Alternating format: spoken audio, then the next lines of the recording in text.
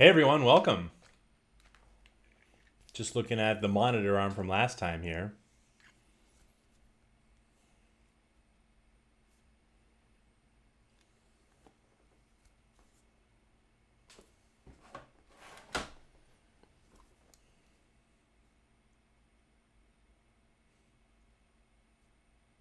Hi everyone.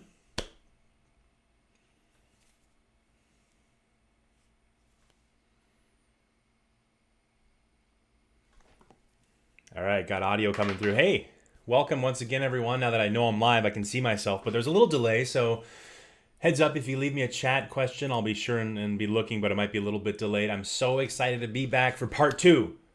The team let me come back to do another live design.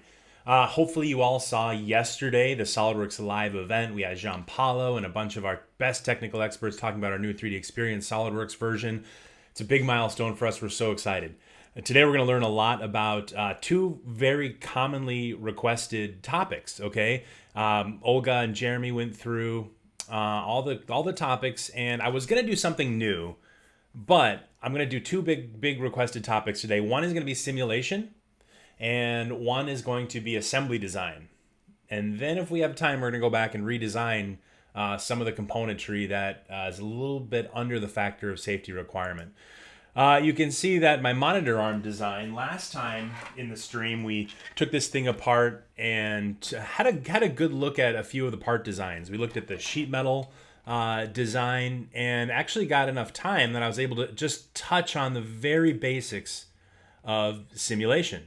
So we got to the point of looking at results, and that's about it. Ran out of time. So what I want to do for the first half of the stream today is introduce simulation in the context of the monitor arm, because this is actually a really good example of, multiple parts. So we have to deal with interactions. There's multiple materials, multiple element types. And as we know, it's a pretty safety critical apparatus. You wouldn't be selling this into many households unless you could certify strength test.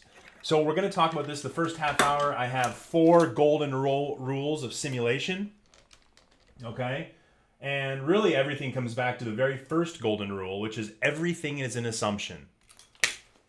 And that's just how it is. But we're going to talk about what the biggest assumptions are and how we make them as we go through getting from the CAD model into some good FEA results. Okay, so goal 1 today, investigate kind of a low factor of safety in the back bracket area.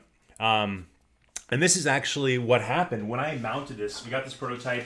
I drilled into the wall, into a stud, and I mounted it, but I could still see it like peeling off the wall, which makes sense. Think about the moment arm that occurs from here to here, especially like a 70-pound monitor. So no doubt that the lowest factor of safety is on this little sheet metal bracket in the back. So if we have time, we'll redesign that. But at least we'll be able to see today how to get that factor of safety result, because that's really the bread and butter of what we do with simulation, is understand, structural safety through factor of safety. How close is it to yielding? So we'll talk about the 4 golden rules and get going. The other design task I have for today is to create some, not renderings. If you're interested in visualize and photo rendering, you got to check out the visualize introduction that Mike Sandy did a few weeks back. That's awesome. But you can see here what I need to do that, or even to create something as basic as an alternate position view in a drawing, I need to be able to have flexibility built into my assembly.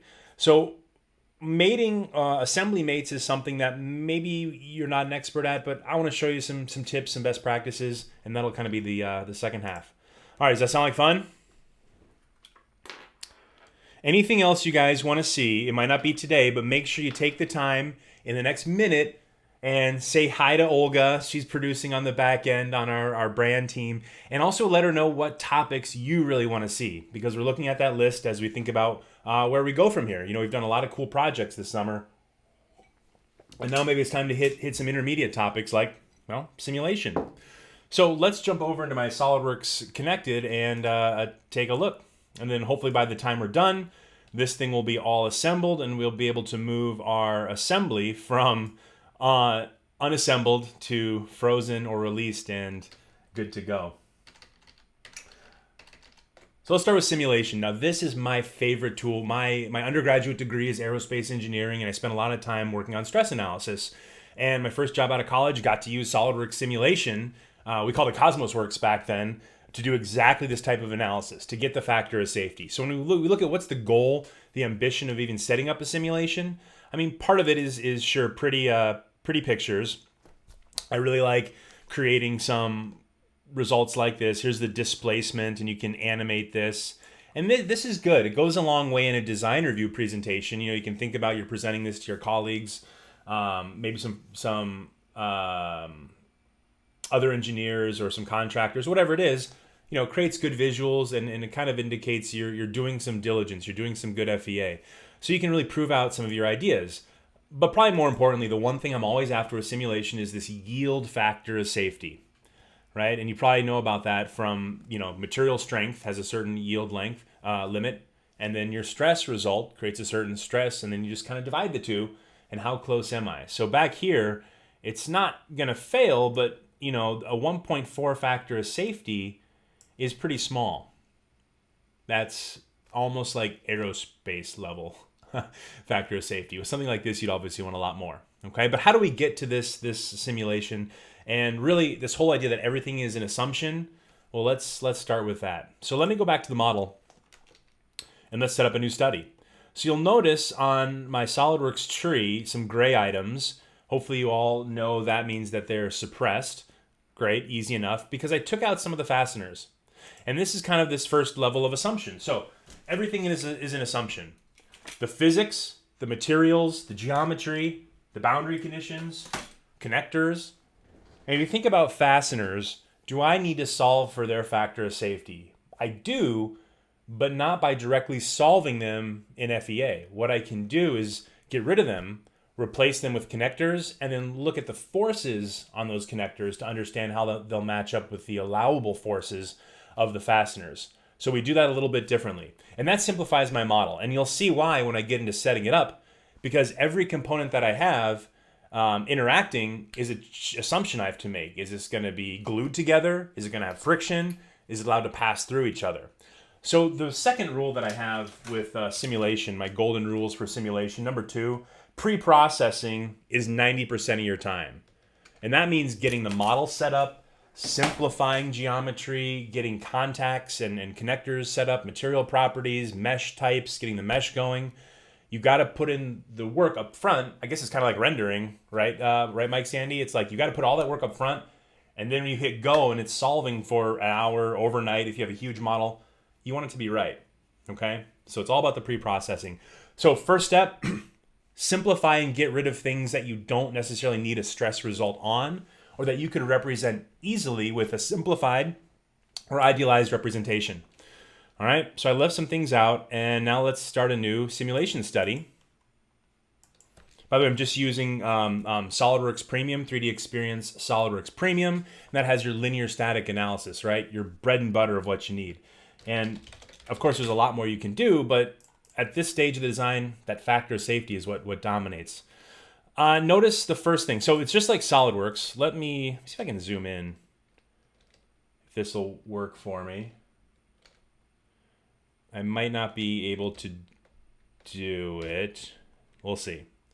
Let me know if this zoom comes through. So the simulation tree worked top to bottom, and as you get to results, that's the fun part. That's where you get your cool looking rainbow plots.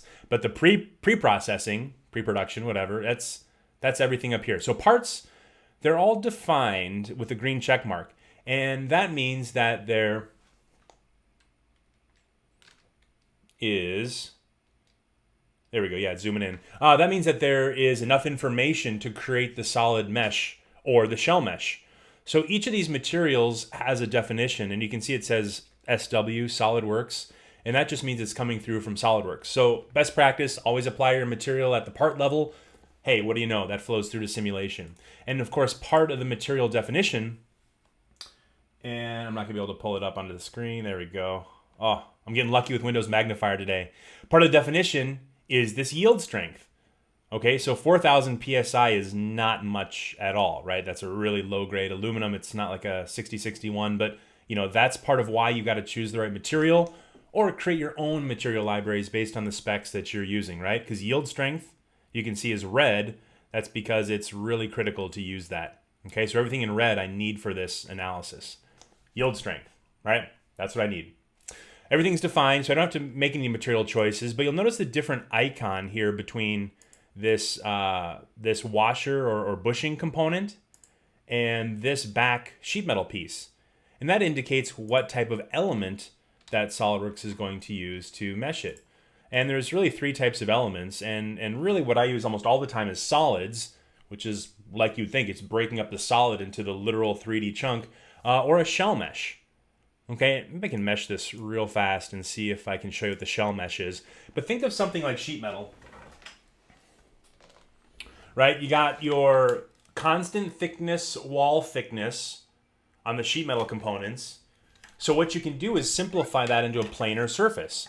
And in fact, since I use SOLIDWORKS sheet metal to create these, it'll automatically take a mid surface. So it'll take a surface out of the center of this and just create a plane, just like if you're modeling in surfaces, like we've seen a few episodes now, and you're going to represent that, and then give it a virtual thickness. So that's a shell element. And so think of anything that's thin-walled. So weldment, I usually do as shells. Okay, sheet metal you can do as shells. Plate, do as shells. And it just saves you a lot of meshes. Because think about trying to get elements across the thickness of that. It's going to be really hard to get enough to accurately capture the stress and displacement. Okay, so this meshed okay. And what you'll notice, you can see it's orange. And this back piece, see, that's that surface. So that's a shell. And now here's where you got to spend the time to consider, well, what's the interaction with the next part? Okay, and in the real world, there's a fastener that goes through here, and I don't have that in this case. So I have to represent that somehow, or else this whole thing is just going to fly apart, and it's not going to solve. Other than that, you can see the mesh is pretty coarse. Coarse meaning that it's big. It's too big to create well-formed isolateral tetrahedrals across the solids. Okay, so we'll have to spend some time on that. But that's just the default out-of-the-box mesh, and it's actually not terrible. So now we go in, now that we have this defined, we can go into our connections, which is how everything connects together. And there's various ways to connect things together. Now, by default, everything has a global contact or global interaction. There's different words to call it, but it's the basic decision about, are things glued and 100% rigidly connected? Are they free to ignore each other, or is there a friction? Now you can think about what's the most complicated for the software to solve. And that's the friction, because there's a normal force that has to equilibrate. There's a frictional tangential component. So when we add friction, we got to be real cautious about how much friction we're adding or what contact we're going to be solving.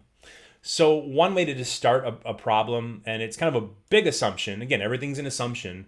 But I can do what we call global bonded. So I just say bond, glue, right?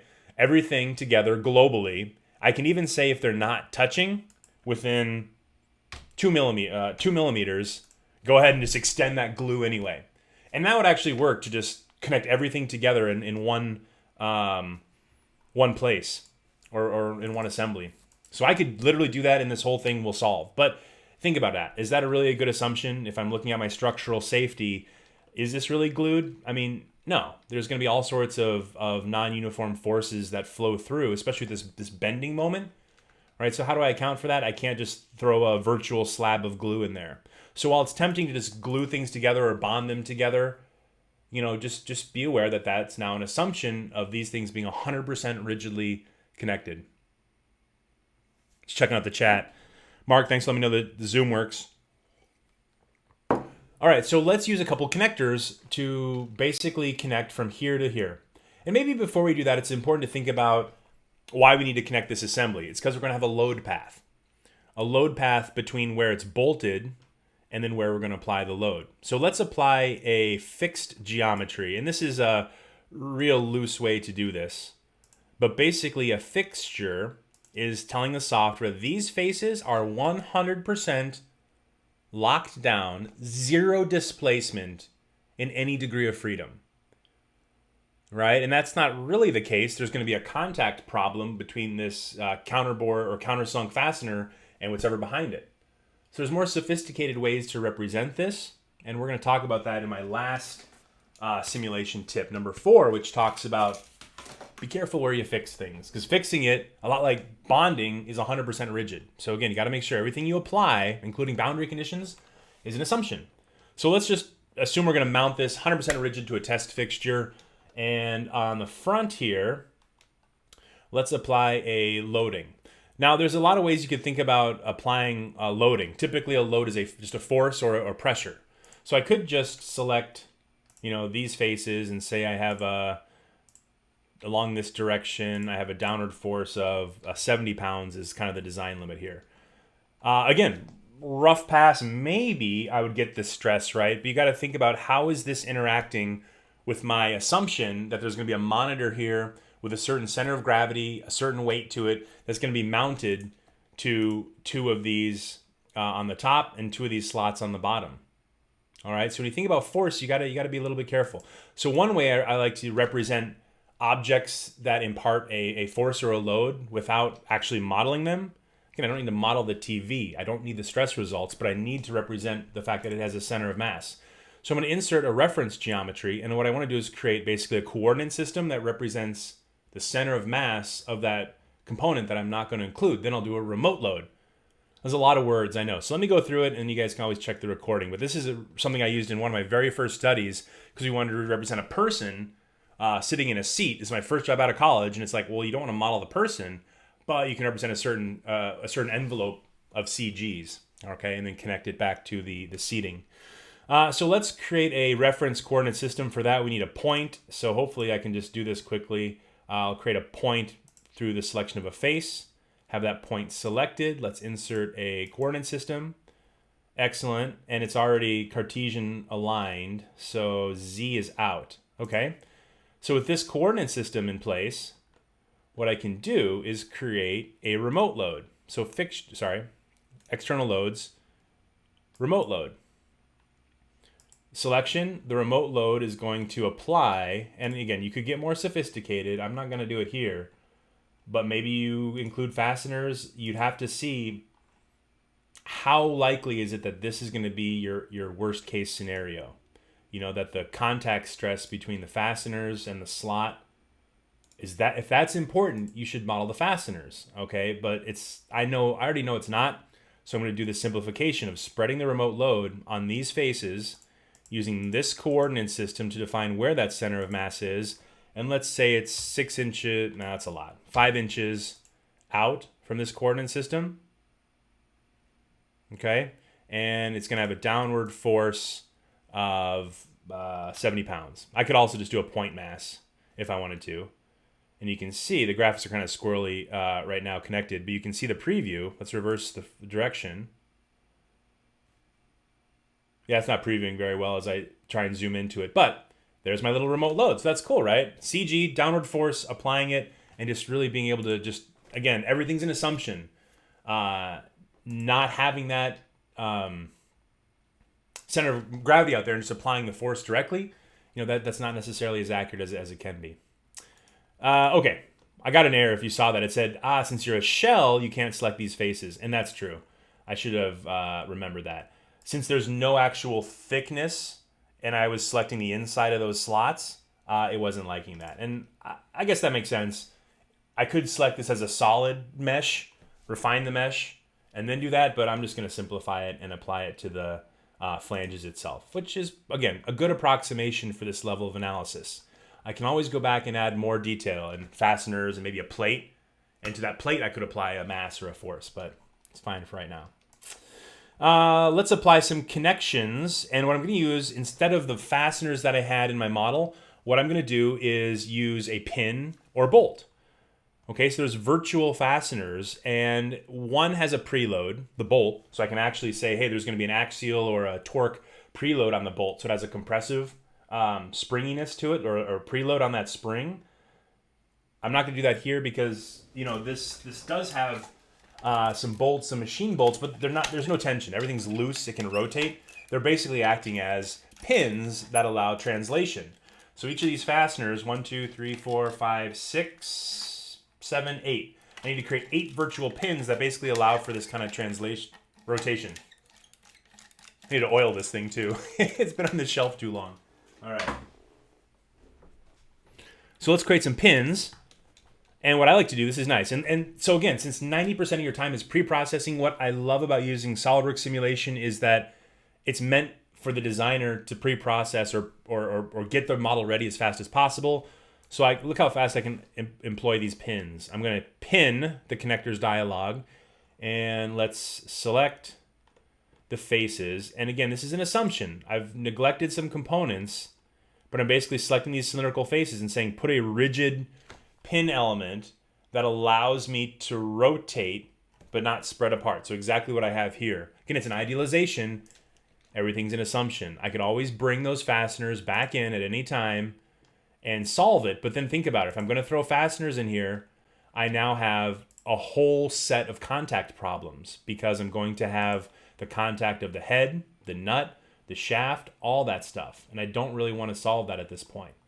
So I'm going to continue using my pins. And as long as you have cylindrical references that are concentric, this should work. I'm just making sure I got the right piece there. I think I did. Nope, on this one, sorry. Let's do a pin between those two.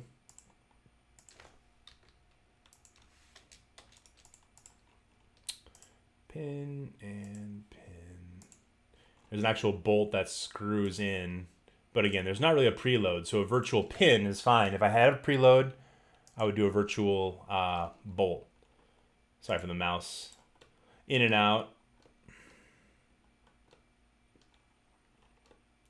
As I was mentioning, so the pin is an assumption, but what I'm going to do is after I solve this, I can create a table in the results called a fastener resultant force. All right, now think about it. If you're going to buy a pin or a bolt off the shelf, there's a certain allowable shear and bending and axial stress or force component that's defined. So I just use those numbers directly to calculate the force factor of safety. And that saves me from having to like resolve what's the material of the bolt? What's the tension? Just don't need any of that. Okay, so I got some pins. That is awesome. And I think I might be ready to go. I feel like I'm missing at least one connector. And that's usually where you spend a lot of time figuring this thing out is, one part is flying off in my results. So one thing I like to do, let me show you a nice little trick. When you're getting ready to run it for the first time, you're not sure if I connected or glued everything, but let's create a soft spring option. Use soft spring to stabilize model. It kind of applies these lightweight stiffnesses all around and keeps it in place. So as I run it for the first time, we'll see what happens. And then I'm just going to apply a gravity load as a light loading. Okay, we have a loading, we have a restraint, we have hopefully the whole thing connected. Now we just need to create the mesh. So let's create the mesh. And again, you saw the default already earlier on, right? It did a pretty good job with just right in the middle mesh, parameter. And that's how it's meant to be. SOLIDWORKS under the hood is looking at the volume of the parts, the length, width, aspect ratio, and figuring out what the default should be. There's a lot of options. If you guys do either an e-course through my SOLIDWORKS or you do the training through your local reseller, which is 3-4 days, highly advised to do a simulation basics class. You'll learn all about this. All I have to say is I like the curvature-based mesh, and I started the default, and I'll nudge this fine for kind of my first pass. So we'll let that thing mesh.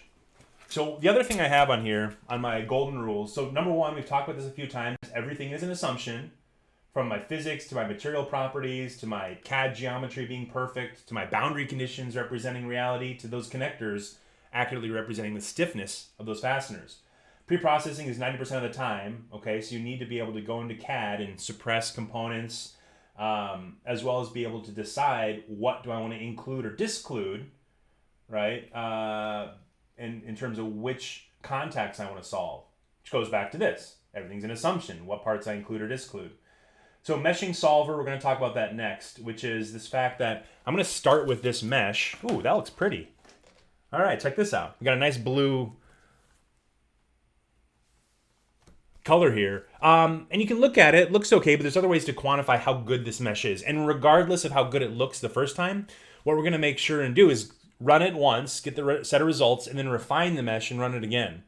And there's ways to automate this. It's called mesh refinement. And I think when I was teaching the simulation class at Linux as a reseller application engineer, that was at least half a day, or we sometimes probably made it a whole day of study. Refine the mesh and see how the results change. Think about it as a sensitivity study for any type of analysis. Vary the input parameters and see how it changes. And with something like this, the mesh is one of the primary things that you'll converge by incrementally refining it and seeing how the results change. You might also want to do the same with range of material properties and boundary conditions, depending on the uncertainty. At the end of the day, that's why we have a factor of safety, isn't it? Is to account for the fact that everything's an assumption. And even if I set this thing up 100% correct, who knows the kind of abuse it sees when, some kid jumps up and tries to hang on this, or the material that we get from our fabricator was actually a lower grade and didn't have that yield strength that I had so perfectly put into my material property. So that's why we need a factor of safety more than one, right? To allow for all those uncertainties. So the mesh, how good is the mesh? You can look at the mesh quality through a mesh quality plot. And I mentioned earlier, what you want to see is a nice regular isolateral, I forget if that's the right word, but nice tetrahedral, because the tetrahedral element is the focal point of the mathematical equation, and it's meant to be solved as like a nice triangle. So the more I stretch it by trying to put too big of a size, the less accurate it's going to be. So I like to take a look at the aspect ratio of the mesh and just see if there's any areas kind of below 3 is really a low quality. And I got to say, we got some exciting stuff coming up in, well, sorry, I can't go there. But this is one of these processes that there's definitely opportunity to automate, and we'll see what happens there. So where are areas where my mesh aspect ratio is above 3? And you can see it colored. And what do you know? It's right where you'd expect, where you're trying to wrap around fillets and curvature and everything like that. Okay, so we can make that better right away, but it's going to involve adding more elements. So that's the thing. It's like you can crank this thing up and create 10 million elements, and then we'll sit here and I'll drink my coffee and we'll never get a solution, and that'll be the end of the live design. It'll be terrible. So what we can do is just some quick checks here, and then what we'll do is converge it locally based on where the high stress is. Okay, so this will be kind of my global mesh, and let's actually make this 16, and that's going to try and put more elements around a circle. And that's why this curvature-based mesher works so well for a lot of stuff that we all design, probably, is because, well, it all has fillets and curves, so it should be based on curvature. So that one setting will give me a slightly better mesh.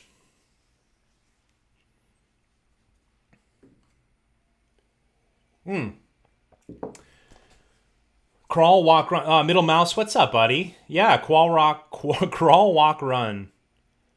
That's right. And Stephanie, sorry. I have my phone up. It's totally tiny text. Awesome. Yeah, you can always add sophistication. The point is I want to get rapid solution now, then incrementally add more detail. You can see this actually looks a little bit better, a little bit more regular. Let's actually run it now, though, and see if we get a result. I need an elastic, sorry. One of my materials wasn't defined. This 1060, I might have edited it, so let me just reapply it. Make sure that it has all the data it needs.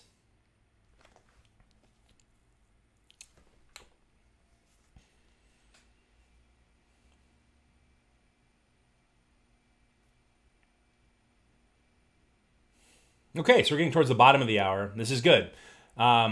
Simulation is definitely one of those things you want to set some couple hours aside for. I mean, this isn't really how well. Setting this up in half an hour isn't probably the best call, because we'd want to solve this and really take a look at the results and make sure they make sense. And we'll get a good result here, but there's areas I know already where in my last analysis I went back and I said, let's add some friction. For example, these bushings where the arms meet, obviously in this bending context, there's going to be a really disproportionate stress on the front, and it's going to be trying to bend up on the back. So that wouldn't accurately be represented here with this 100% rigid pin. So you'll go back and relax that by adding some friction in here and actually letting these two kind of bend apart.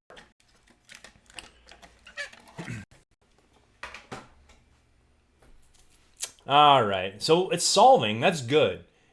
We'll see how far it gets. If it gets this far, oh, here's the progress bar, by the way. If it gets this far, it's usually good. Nothing's falling apart and causing basically the solution to fail. let's see what we get. How you guys doing?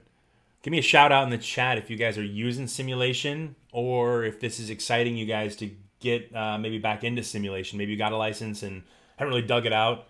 Hopefully this gives you a little bit of just excitement, guidance, confidence.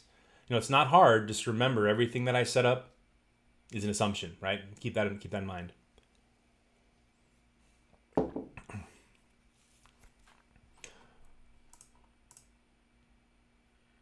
So if I look at the solver, you can see there's 149,000 elements. That's kind of a small problem. And I'm just running it on my laptop here. So think about that as you say, oh, I want to crank up the mesh, add in more components. You know, 1 million, 2 million elements on your normal workstation is probably as many as I would go. I mean, I've done more than that, but it takes a while. And it's one of those things, again, where you don't want to sit here, crank the mesh all the way up, get 1 million elements, and then wait for it to solve, only to find out that, oh yeah, I should have added friction. So get that quick solution and then go back, refine each of your assumptions as you have time. Questions about specifications, RAM, and CPU. So RAM limits the number of elements that you can have, because it's going to try and load the whole solution into the RAM as it does its matrix math. As much as I remember linear algebra from college, but RAM is your limit to the size of model, and then the speed that it's going to solve is your processor.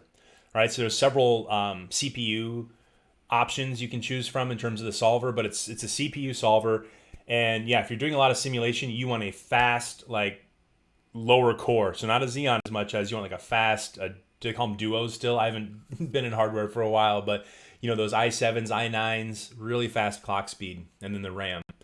So if you're doing simulation, the graphics card isn't as important as it would be for, say, rendering or like large assembly design, or things like that, or VR. All right, so I'm going to cancel this just because it's still solving, and this is how we always do it. Not save results, but let me go to the one I did earlier, which has, I think I did a few more nuances to the setup, but otherwise it's exactly the same. I think I didn't actually add friction. That's fine. Let's just take a look at the results real quick. So there's, well, one main result that the whole software solves for, and that's displacement. Okay, and in linear analysis, the fundamental equation, force equals stiffness times displacement. All right, and it's figuring out, based on the stiffness of your material and the forces flowing through those elements, what the displacement is going to be on a certain node. Think of it like a spring. All right, and then however much it displaces is going to create that much strain, delta E over length, and then stress. So it all flows from displacement. So the first thing I always look at in the results is displacement. Does this make sense that this thing would displace 4/1000th of an inch under 70 pounds? Maybe. It's a little bit low, so I might think about, did I over-rigidize it? You know, did I bond something, glue it, when it should have been a no penetration contact with friction? Okay, so I got to think about that, but it's going the right direction. Makes a pretty picture. The other primary result that we always look at is stress. So von Mises stress is a good way to look at it for just these you know, regular metallic pieces. And let's look at a 10x plot. And there we go. So just like we see in the factor of safety, the lowest factor of safety is the highest stress area in my model. And let's throw a max flag on this through chart options. By the way, I always get questions, oh, how do you make that really cool plot with the elements on top? So take time to explore these settings. They're all in one dialog. I remember the days where these were 3 different options and you'd never remember where things are. But under the settings, you can make a mesh boundary option, and you can change the color. So, you know, it's just getting fancy, making some screenshots. You can make it blue or white or whatever. In practicality, sometimes it's good to include the mesh in your results, because then it shows someone who's looking at it, especially your colleagues or maybe your manager, that, oh, okay, I see you went and did some mesh refinement. You know, and the opposite's true. We haven't had time to do the mesh refinement, and you can see. It's like, well, dude, you have high mesh concentration or stress concentration. You haven't even tried to refine the mesh. Okay, you're right. So what do? You typically go back, apply a mesh control where you have high stress areas. And actually, maybe I just want this whole body. So here's a good pro tip. You can use body and just select an entire body and say, I want that piece to be super fine. I'm not gonna do it that fine. Let's say that. That's a critical component, high stress. Take that whole body. Actually, I'm not gonna do it because I don't want to sit here and solve again. Let's get into assemblies. Anyway, that's the tip. That's where we go from here, is looking at refining it and seeing how the stress result changes. Now, the last rule I have on the magical golden rules for simulation, number 4, fix one level out from area of interest. So fix, what I mean by that is the fixture, right? And if you look on the left side of my tree, that's if you remember, that's how I restrain my models. I applied that fixture. Now it just so happens that I'm getting my minimum factor of safety, my max stress at that area. Okay, but remember that fixture is a big assumption of 100% rigid mount. And we know there's going to be a fastener, there's going to be a wall. So fix one level out from area of interest. If I wanted to continue studying the stress in this area, I'd refine that mesh, but I'd also try and add one level of components out and then fix that, right? So I at least get some interaction to more accurately gauge what's going to happen. And there's a couple ways to do that in the software. I typically would, you could physically model it, but since this is such a common occurrence, I want you to bolt this thing to a wall, there are virtual bolts or bolts that I can do called a foundation bolt. Okay, foundation bolt lets me take this, and actually I can do this for you real quick because this would be another next step you'd want to do. By the way, I'll make these files available with these studies as they're set up, so you guys can explore from here. Let's insert a reference geometry, a plane here, 0 offset, representing the wall this thing is going to be mounted into. And then into that plane, let's create a virtual bolt. So again, it's kind of a specific type of bolt. Instead of putting the two components together, I'm going to take this edge and bolt it to that plane. Okay? Now you'll notice in the bolt property manager, this is a lot more sophisticated than the pins that I was applying earlier because I can include a preload. So this probably would be preloaded into the wall, into the stud. And so you can include not only the material, but a torque preload, 20 inch-pounds. And there's all sorts of other ways you can get in here. But fundamentally what I'm doing now is creating that virtual next level out. Okay, so keep that in mind. All right, so to review the simulation, we'll get into the assembly. By the way, let me know if you have any questions right away before we move on. I do want to get into the assembly. But again, the 4 rules, everything's an assumption, including your material, your geometry, your boundary conditions. Pre-processing takes most of your time. You want to work on the meshing. We touched on that briefly. You don't have time to execute it, but set aside time to do mesh refinement studies. And then fix one level out from your area of interest. I think with these 4 rules, it's not the end-all be-all, but if I would have known this in that first job, it took me probably a year to gauge most of this or to get there. I think this is a good place to start. And going from here, there's all sorts of advanced knowledge all over the place with SOLIDWORKS simulation. But I think getting that grasp on the basic workflow and the basic assumptions and choices we got to make is really important.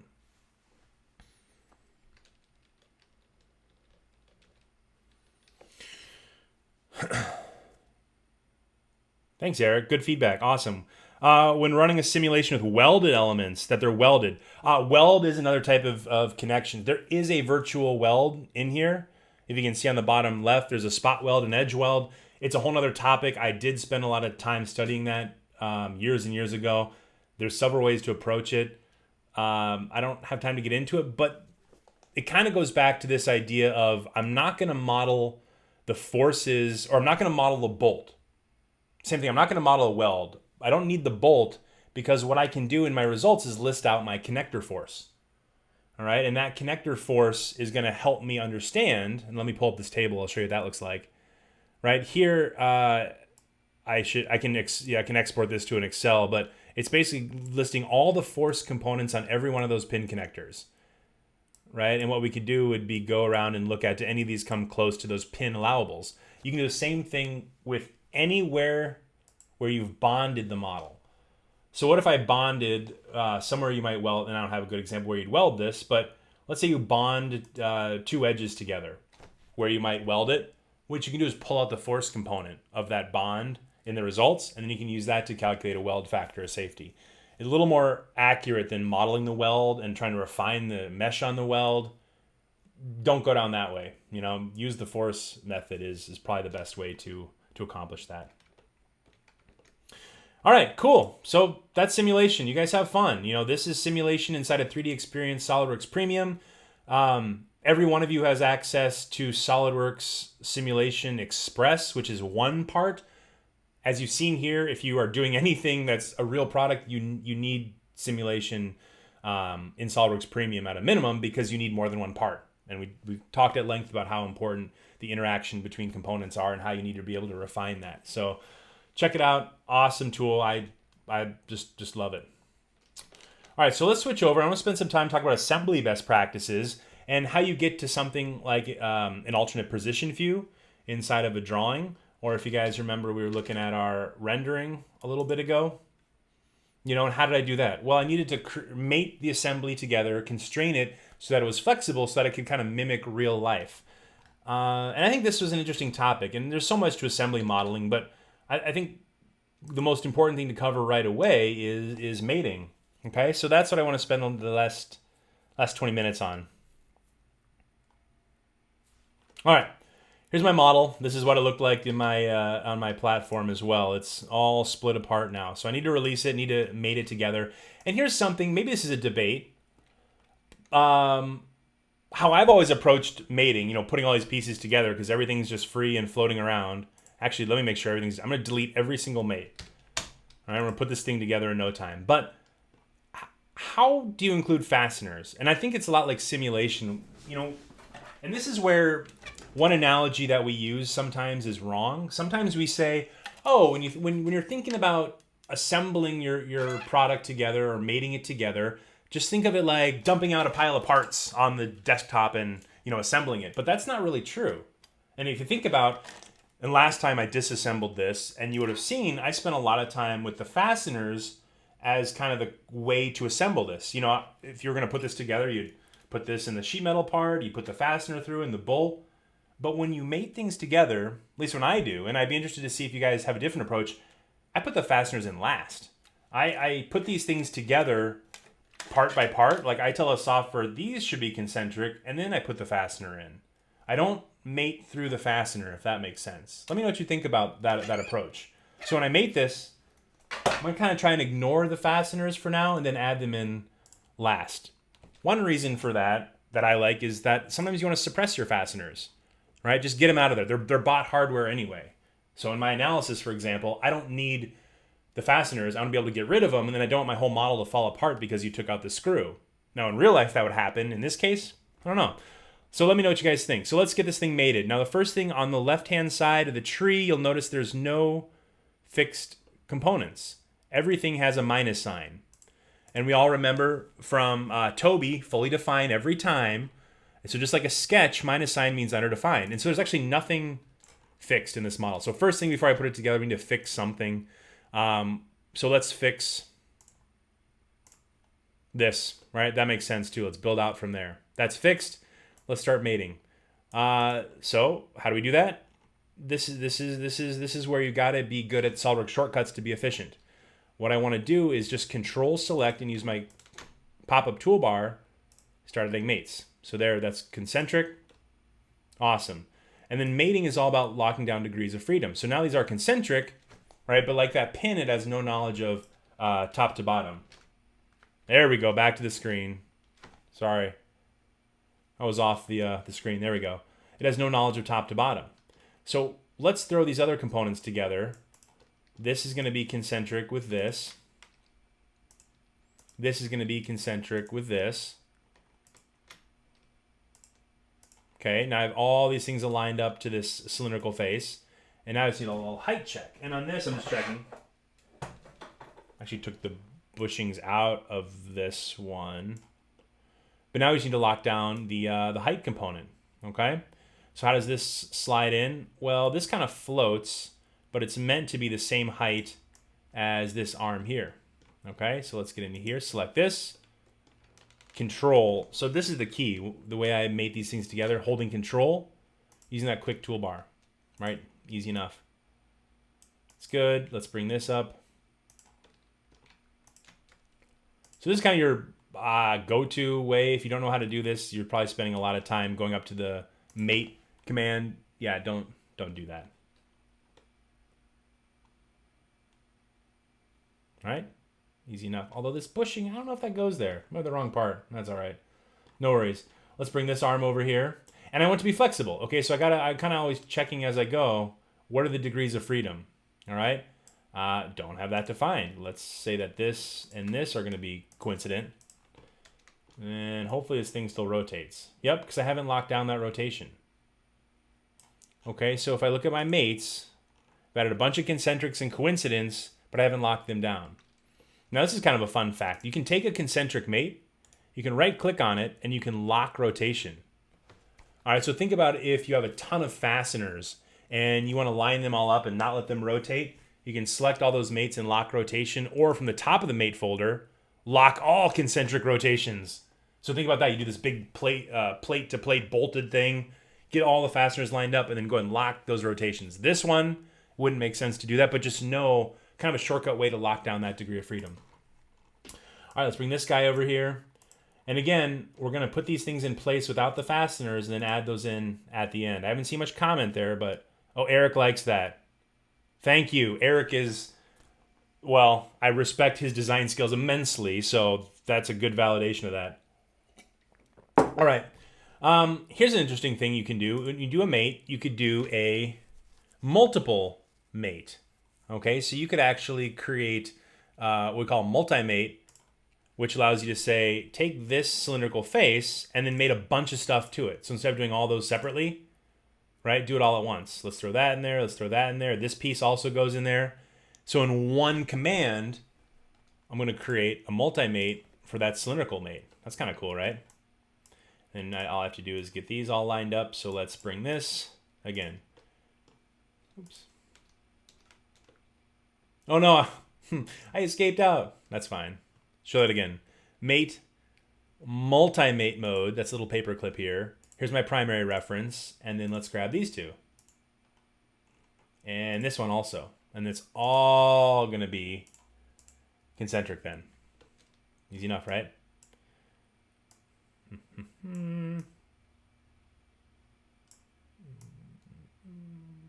Goes like that.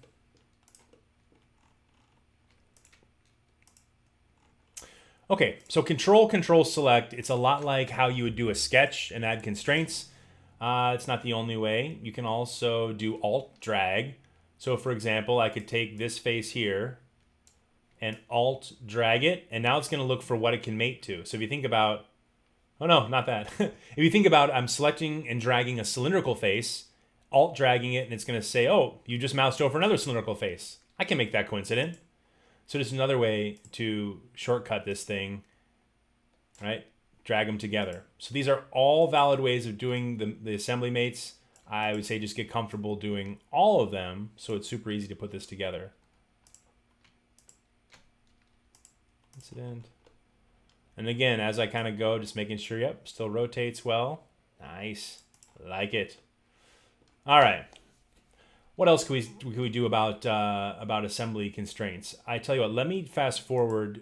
Let me go back to the simulation one, because that one I didn't delete all the mates.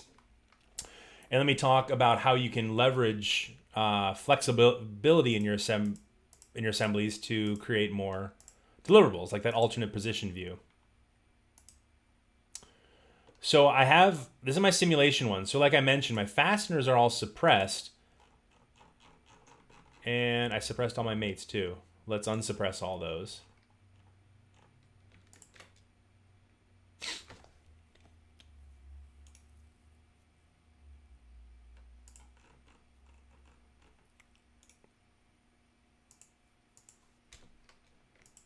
Yes?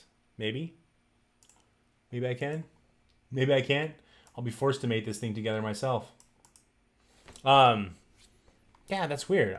Let's see, mates. Go back to my other configuration. So it might have been my configuration. Yeah. So configurations at the assembly level, I almost got messed up there. Assembly level configurations can control and do control mate suppression state. Just like at the part level, they control feature and sketch suppression state. Same thing at the assembly level. So my simulation one, I locked everything down. I fixed it all as part of my pre-processing, so it would never be moved or changed and affect my mesh as I'm clicking around there. So I have this thing all going, and that's kind of nice. Drag, I get all my range of motion.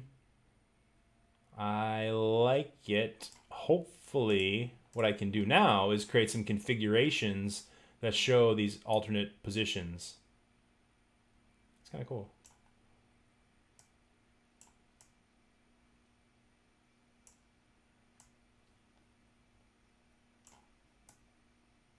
It's nice. So clicking and dragging around is fun. Sometimes you want to be a little more precise. So you can also move with triad. Let's say I just want to show someone how this rotates. Not that part. This guy right here. Come on. Let me select. Okay. That's not going to work for me today. No problem. So how do you control more precisely the position? So you want to get to that ability to create your, your rendering or your alternate position view. This is where it's nice to know how configurations work in terms of storing positions. So I can drag these into place and create different configurations kind of manually. So I could say, let's create a representation. This is collapsed. By the way, in 3D Experience SolidWorks, this is actually really cool. These are representations. I'm not going to get into that now, but it's nice.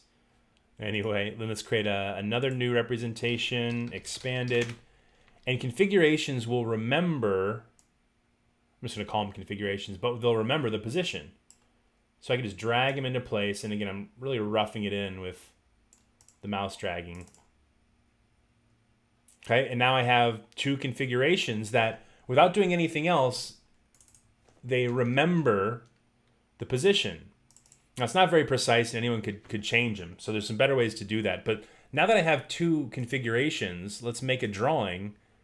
And this is kind of the key to creating an alternate position view. I think is a really cool way to show this. So let's just create a side view.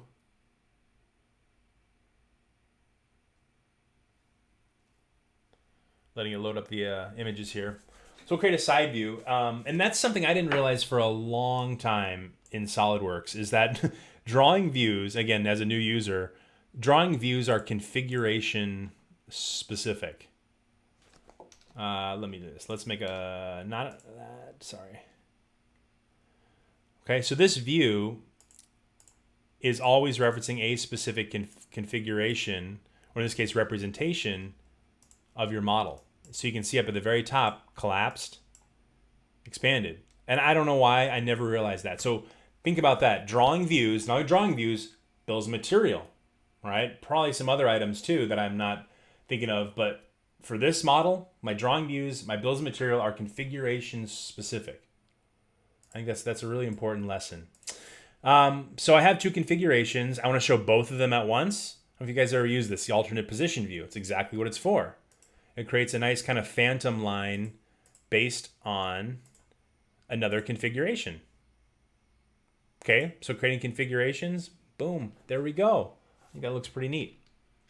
Now, if I wanted to do the visualize rendering that I was showing you guys, that was just basically saving the assembly at those different configurations and bringing it into visualize. But the first step was to create the configurations. Now, to get more detail on this, because this is kind of just dragging it into place is not the best way. So another thing that you can do with mates is configure them. Okay, just like you can configure dimensions in a sketch or a feature parameter, you can create parameters here. So we could create, for example, an angle mate. And in this case, it's set up as a limit angle mate to control the rotation. But we could create this as just a regular angle mate. say it's 10 degrees, okay? And then I can take that 10 degrees value, notice it down here, my mouse is over that. You can right click on that and configure dimension. It's kind of a weird way to get at it, but that's how I always do it. So 10 degrees, right click it, configure dimension. This is the same way you do it in a part or a sketch. And then I can create some different position views. Let's say, you know, tilted up. That's going to be the heck, 15 degrees. It's Friday. Tilted down.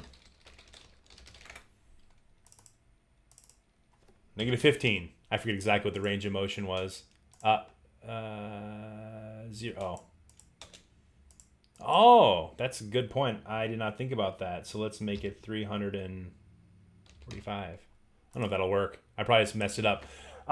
So anyway, you'd want to be able to mate it in either direction. So maybe I would have chosen a different angle reference plane, but that's kind of cool. So now I have these two versions. I wonder how they'll work. Anyway, so you can do that as well through other mates. So let's say I wanted to have a distance mate and really dial in the distance between these two as a configured variable. All right, create a distance mate. Sure, 172. I don't care what it is now. What I can do is take that distance mate, take that length, all right, right click on it. We can configure that. Easy enough. Collapse, this is, you know, 10. Actually, it's probably 15 or so. Expanded, it's 300. Right, and control exactly what that size should be. Now, you just got to be careful, though, because now adding those mates and constraints, think about what I did. I added a distance and this angle. So what did I do? I just locked down this whole thing. Look at this. I can't drag it now. Okay, so now you get into, well, you might want another configuration. All right, so let's make another new, let's make a new representation of this, and let's call it flexible. Okay, let's go back. And in this configuration, let's take that distance and that angle, and I suppress them. Okay, or let's configure feature just to be consistent. Right? If I configure feature on, well, a feature or a mate, it's going to give me the ability to control the suppression state. So in the flexible configuration, we suppress those. I hope this makes sense. It's just, these are things I never really understood and they always drive me nuts. So now that it's flexible, it's suppressed, I can go back to having it free dragged, or I have my collapsed.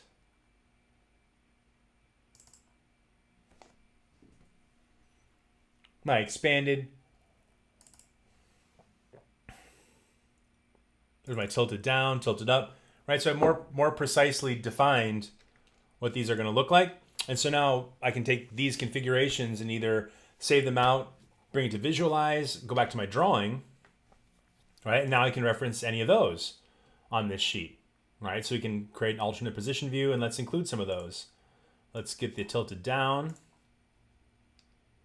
I've always wanted to try this. I don't know, can I add more than one alternate position view on top of each other? Tilted down, tilted up. Oh yeah, that's cool. That's nice. You never really get a chance to do this, so I was excited that that works. And in flexible, well, that's a risky one to add to my drawing view, isn't it?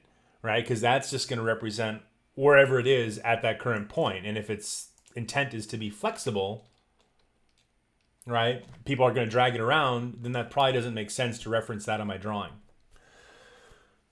So I think these are really important things to understand with assemblies, because obviously there's a lot to assembly modeling, but fundamentally it really comes down to the mates. And I want you guys to take away that, well, we talked about 3 different ways to add mates that we should all know: the control select, the alt drag, and then using the mate toolbar itself. We talked about the fact that you can suppress and configure mates, right? And that there's pros and cons to that. And then we talked real briefly about how that shows up in the alternate position view. And I hate to say it, that brings us to the top of the hour. I think I need to keep working on redesign. If you guys have any good ideas, this back bracket is obviously a terrible design. So I'd love to know if you guys want to post a link in the comments, or what should this look like? If you guys let me know some ideas, I'll design that up in the future. And also, I'm not sure what it should look like. I've seen a lot of commercial options where this piece is really tall and it's this big bulky thing, but I don't know. What do you guys think? What are some good ideas to handle that bending moment? And hope you learned a lot too about assemblies today. Again, before you go, let us know in the comments what topics you really want to learn more about. Okay, there's obviously a lot more with assembly mates, the mechanical mates, the advanced mates that we don't get into, but that's interesting. Again, let us know your topics and we'll be building out the schedule as we go. So thanks everyone for tuning in. I'll stick around and talk for a few more minutes, see if there's any questions. Really appreciate you and have a good weekend.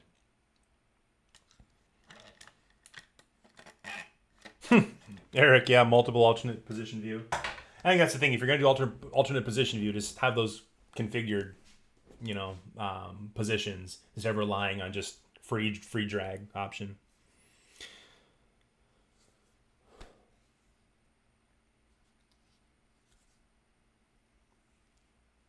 Cool. Thanks for the comments, guys. Again, let us know what you want to see. Something cast and swoopy modeled in X shape. Yeah, that's the specific ideas we need. Very cool.